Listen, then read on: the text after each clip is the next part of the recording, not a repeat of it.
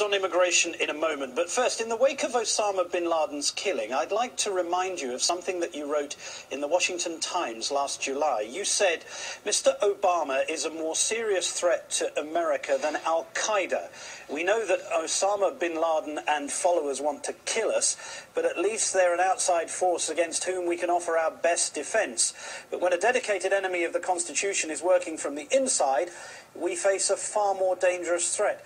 Now, I know you're a political opponent of President Obama, but wasn't that a ludicrous thing to accuse the president of? Well, I suppose you can phrase it that way because you would think of it that way, but I certainly don't, and millions of other people don't think it was ludicrous because, of course, the President of the United States, as he said many times during his campaign, is doing what he promised, and that is to fundamentally, his quote, his exact words were, I am going to fundamentally transform America. Now, he said it on many occasions.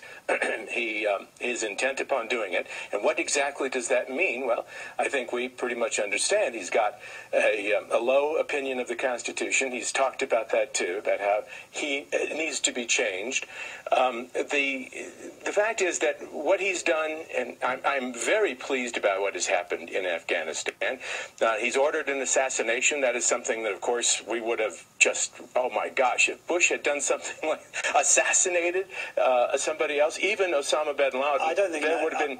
You don't think it was an assassination? No, I didn't say that. I haven't. Oh. I think that the suggestion that President Bush would have been condemned for such a clean operation is unreasonable and unfair. You'd have been condemning it for an assassination, as that's what you would have called it, because of course it was that. But we talked about during those days. Sorry, Mr. Tancredo. We continued to talk about how horrible it was. Any policy of assassination couldn't be accepted. We accept it with Obama. That's okay with me. No, we accept the idea of intimidation and coercive tactics to get the information with Obama.